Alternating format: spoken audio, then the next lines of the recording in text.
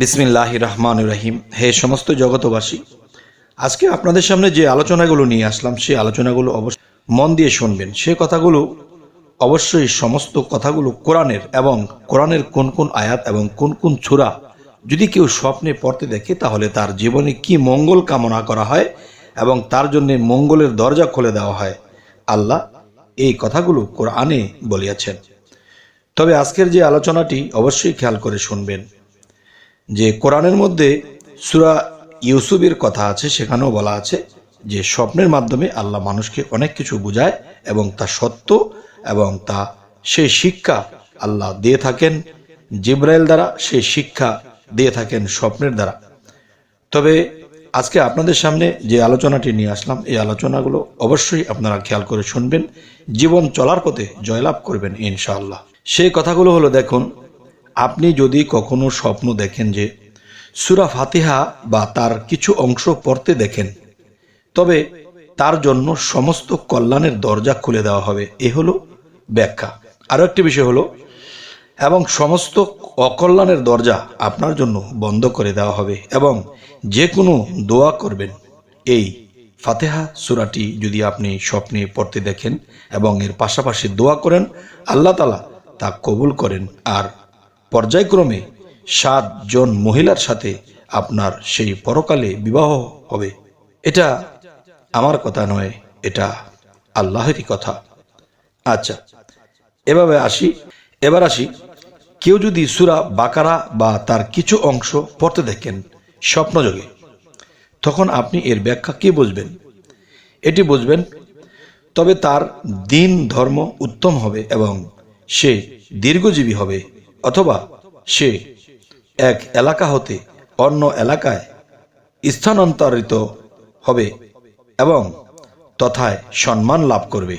এবার আপনাদের সামনে যে আলোচনাটি তুলে ধরছি সেটি হলো, কেউ যদি স্বপ্ন দেখে সূরা আলে ইমরান বা তার কিছু অংশ পড়তে দেখে, তবে তার জ্ঞান বা মেধাশক্তি পরিচ্ছন্ন ও তীক্ষ্ণ হবে এবং মন পবিত্র হবে এবং বাতেলপন্থীদের সাথে বহস বা তর্কযুদ্ধ করবে এবং গোটা পরিবারে সে হতভাগ্য হবে এবং অধিক সফর করবে।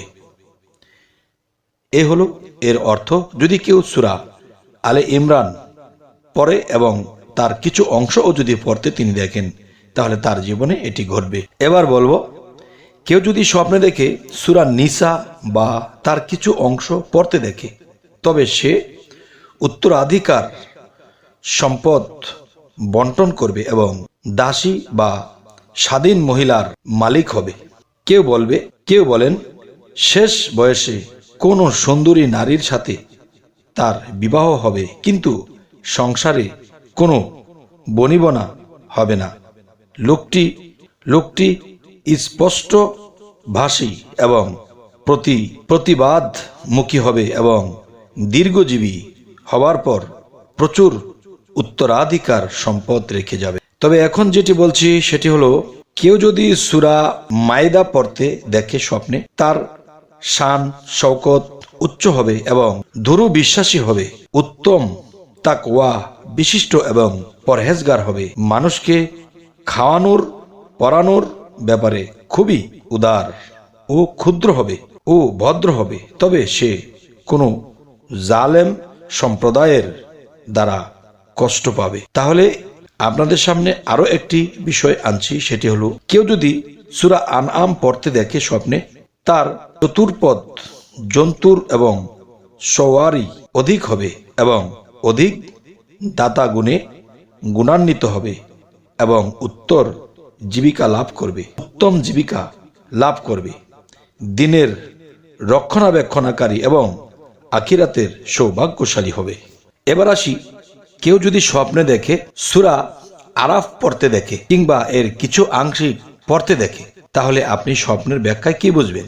এটি বোঝায় সিনাই পাহাড়ে আরোহণ না করা পর্যন্ত তার মৃত্যু হবে না এবং যে কোনো ইলমে কিছু অংশ পাবে ও তার দ্বারা উপকৃত হবে। কেউ যদি স্বপ্ন দেখে সূরা আনফাল পড়তে বা তার কিছু অংশ পড়তে দেখে, আল্লাহ তাআলা তাকে দুশমনদের উপর বিজয়ী করবেন এবং মালে গনিমত বা যুদ্ধলব্ধ সম্পদ দান করবেন এবং তার মাথায় সম্মানের টুপি পরানো হবে এবং দিনের ব্যাপারে শান্তি ও নিরাপদ থাকবে। এবার আসি, কেউ যদি স্বপ্ন দেখে সূরা তওবা তার কিছু অংশ পড়তে দেখে, সে প্রশংসনীয় জীবন যাপন করবে এবং তওবার উপর মৃত্যুবরণ করবে এবং সৎ লোককে ভালোবাসবে। এবার আসি, কেউ যদি স্বপ্ন দেখে সূরা ইউনুস পড়তে দেখে এবং কিংবা কিছু আংশিক পড়তে দেখে, তাহলে আপনি কি বুঝবেন? এই স্বপ্নের ব্যাখ্যাটি হবে তার ইবাদত বন্দিগি উত্তম হবে এবং কোনো জাদু মন্ত্র বা চক্রান্ত তার কোনো ক্ষতি করতে পারবে না, সম্পদের কিছু ক্ষতি হবে না, সর্বদা মানুষের কল্যাণ করা এবং সুসংবাদ শোনানোর জন্য তৈরি থাকবে। এবার আসি, কেউ যদি সূরা হুদ পড়তে দেখে বা তার কিছু অংশ পড়তে দেখে, সে ফসলাদি এবং সন্তান সন্ততি লাভ করবে এবং শত্রু অধিক হবে, বিদেশকে দেশের উপর অগ্রাধিকার দিবে। আচ্ছা, এবার আসি, কেউ যদি স্বপ্ন দেখে সূরা ইউসুফ পড়তে দেখে, তাহলে এর ব্যাখ্যা কি হবে? এর ব্যাখ্যা হবে প্রথমে অত্যাচারিত হবে, শেষে বাদশাহ হবে, সফরে সম্মুখীন হবে এবং সেখানেই স্থায়ী বাসিন্দা হবে, নিজ পরিবারের লোকেরাই তার শত্রু হবে এবং বিদেশ সফরে লাভবান হবে।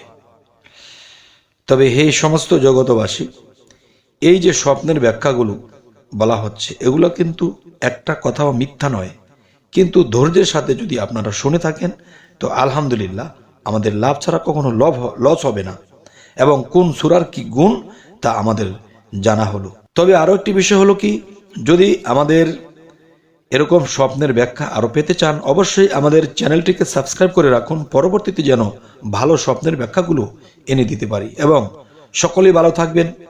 আল্লাহ হাফিজ।